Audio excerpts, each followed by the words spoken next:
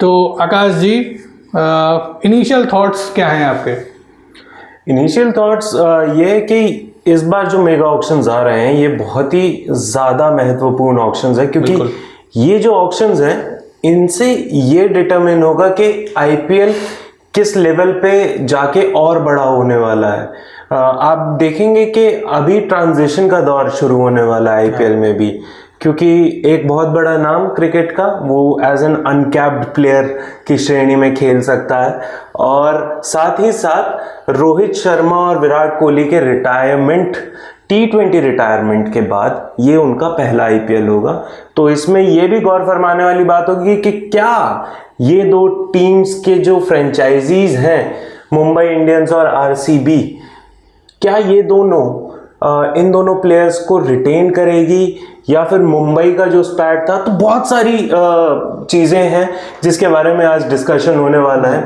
पहले हम जान लेते हैं रूल्स के बारे में सर। हाँ, तो देखिए, रिटेंशन के कुछ रूल्स हैं जो इस बार आईपीएल 2025 के आने वाले ऑक्शन से पहले आपको देखने को मिलेंगे। तो रिटेंशन जो प्लेयर्स होंगे आईपीएल में, यानी कि फ्रेंचाइजी जो रिटेन करेंगी प्लेयर्स, उसकी एक डेडलाइन है और वो है 31 अक्टूबर और शाम के 5 बजे है। उससे पहले ही जितनी भी आईपीएल टीम्स हैं उनको एक लिस्ट भेजनी है कि भैया इन प्लेयर्स को हम रिटेन करने जा रहे हैं। और रिटेन में भी कुछ रूल्स हैं, जिसमें से रूल ये है कि एक तो सबसे इम्पॉर्टेंट बात ये है कि राइट टू मैच कार्ड की वापसी हो गई है। पहले अभी तक कुछ सीजन्स में, पिछले कुछ सीजन्स में चालू किया था, कुछ सक्सेस मिली, कुछ नहीं मिली, कुछ कंट्रोवर्सीज हुई। हालांकि इन सबको मद्देनज़र नहीं रखा है आईपीएल गवर्निंग काउंसिल ने, और आरटीएम को फिर से वो लाए हैं। अगले ऑक्शन में आपको देखने को मिलेगा। इस बार जो एक अच्छी चीज़ है वो ये है कि 6 प्लेयरों की एक लिमिट बना दी है कि भाई इनसे ज़्यादा आप रिटेन नहीं कर सकते, और रिटेन और आरटीएम दोनों एक ही तरीके से आप मान सकते हैं। यानी कि जो 6 प्लेयर हैं वही रिटेन भी हो सकते हैं, वही आरटीएम में भी आप ले सकते हो। कोई अलग से आरटीएम या रिटेन का प्रोसेस नहीं रखा है। और उसमें एक जो लिमिट लगाई है वो ये है कि 5 कैप प्लेयर्स आप रिटेन कर सकते हैं maximum. When it comes to uncapped players, वो लिमिट जाके 2 प्लेयर्स पे हो जाए, क्योंकि भैया 2 से ज़्यादा अनकैप प्लेयर्स आप रिटेन नहीं कर सकते हैं। तो ये तो हो गए रिटेंशन से जुड़ा एक खास नियम। साथ ही साथ आरटीएम के साथ एक नया ट्विस्ट भी आया है। आरटीएम के साथ जो नया ट्विस्ट आया है वो ये है कि एक बार जब पूरे सारी बोलियां लग चुकी हैं उसके बाद आरटीएम कार्ड यूज होगा।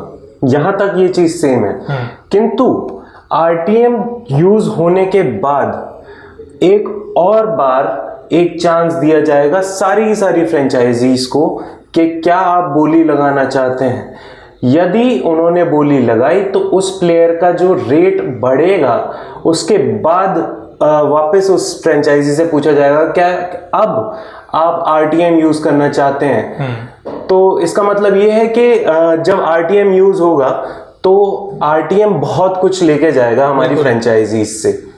बिल्कुल।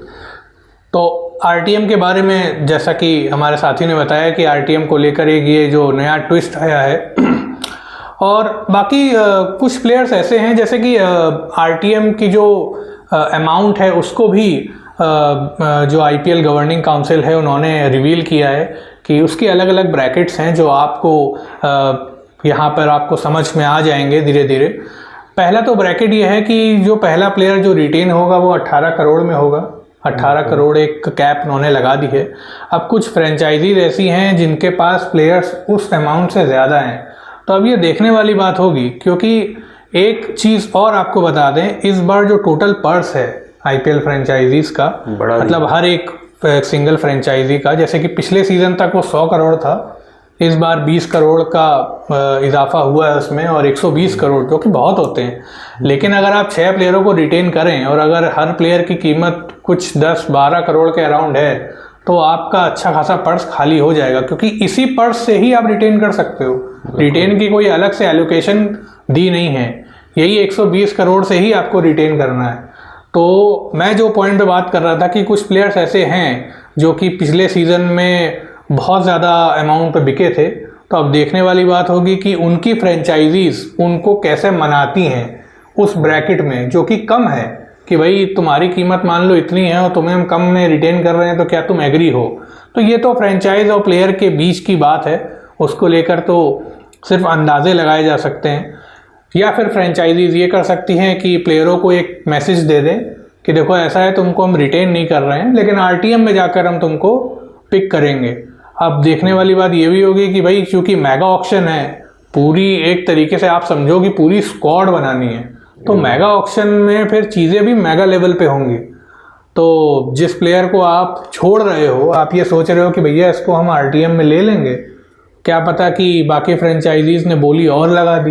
एक समय पे मॉरिस के साथ ये हुआ करता था, युवराज सिंह, दिनेश कार्तिक, कभी कभी किस्मत खुलती है कुछ अनकैप्ड प्लेयर्स की भी, जैसे उस टाइम तो मेरे ख्याल से पवन नेगी खेल चुके थे भारत के लिए, लेकिन पवन नेगी को भी बहुत एक्सटॉर्शनेट प्राइस मिला था एक कृष्णप्पा गौतम को मिल चुका है अच्छा खासा price. Shahrukh Khan, in fact Shahrukh Khan when he had a run in 2 to 3 auctions back when we do that, Punjab got Shah Rukh Khan as well. तब प्रीति जिंटा ने मुड़ के आर्यन खान से कहा था we got शाहरुख।